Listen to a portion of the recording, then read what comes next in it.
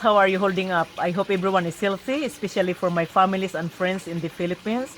It has been a rough time for everyone not being able to see their loved ones, their friends, their families, and away from the social group. My brother just passed away. I was supposed to fly to the Philippines to see my families for 20 years that I haven't seen them. And now my brother is gone. I would never see him again. So it is hard for all of us. But despite of the crisis, take this a window of opportunity to learn more into gardening by creating a sustainable garden that will provide more food for you and family. And for those of you who are losing job, take the gardening as a part-time job or full-time job and sell your plants online. This is Marcelina, your host, and see you in the other side.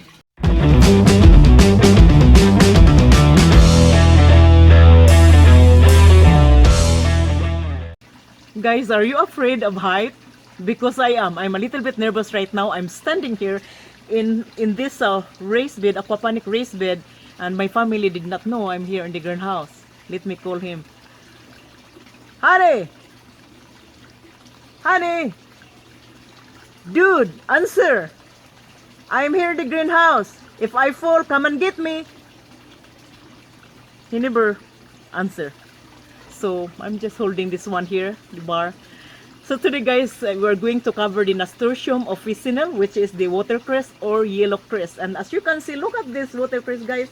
It's a massive growth of watercress from here all the way down there. So I grow a lot of watercress, and I'm going to show you guys the different methods on how to cultivate this very nutritious vegetable so you can have tons of supplies of watercress at home for you and family to eat. So let's get started. Before we start growing watercress, let's get to know the plant culture, distribution, and cultivation so we can prepare ourselves and be successful growing these very nutritious vegetables from home.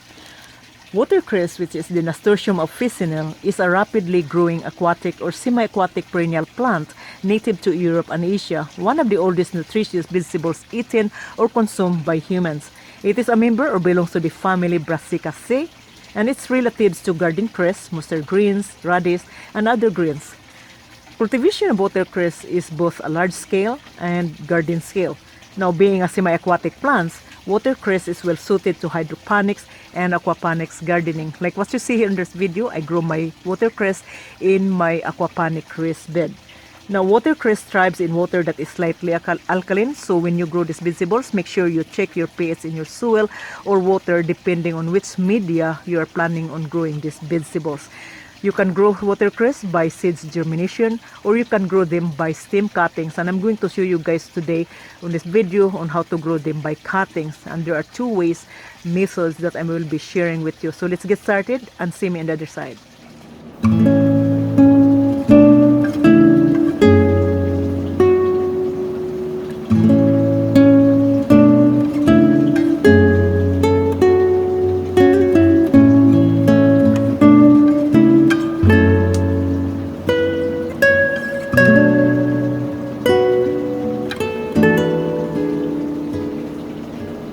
Okay, so we take our cuttings in our watercress, and we're going to grow this one in two ways method. We will grow them in the aquaponic raised bed, and I'm going to show you guys on how to grow this, and we also grow them in the wicked grow garden. We grow our watercress aquaponics. As you can see, the watercress is very healthy and it is easy to grow. It has a shallow root. We sell the watercress by the shoot. So what you need is just take some cuttings like this one here, remove the lower leaves, and then just lie down on the gravel. And that's how easy to grow this plant. Now I'm going to show you in the wicked grow. So this is the aquaponic gardening.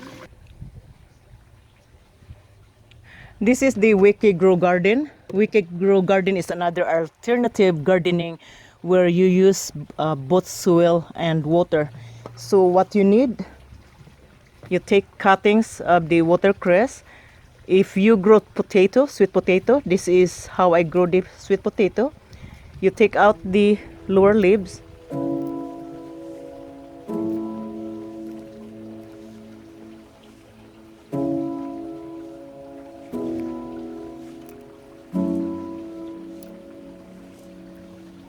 So I have the lower leaves removed. So I cross over the cuttings like that. So this is how I grow the sweet potato. It's almost the same when I grow my watercress. Then I will remove the soil. What is great about the Wiki Grow is that you're using the water and soil and add good nutrients in the water, also in the soil, so your plants will get majority of the nutrients. And then you just lie down like that and then cover with the soil.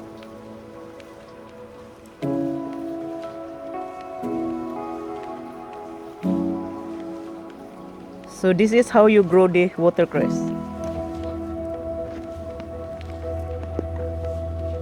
Alright, so we learned how to grow watercress using the two ways method. We use the aquaponics system and the Wiki Grow system. Now, if you don't have aquaponics system set up, you can just buy or purchase a fish tank and hydroponics basket like this one.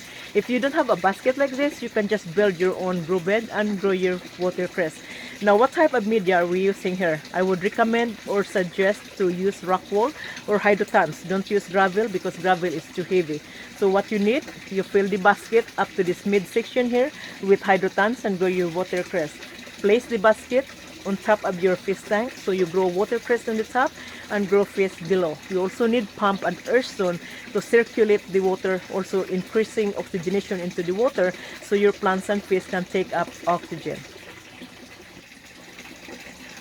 The Wiki Grow system is one of the best methods of gardening because it combined water and soil. So your plants can take up nutrients in both ways.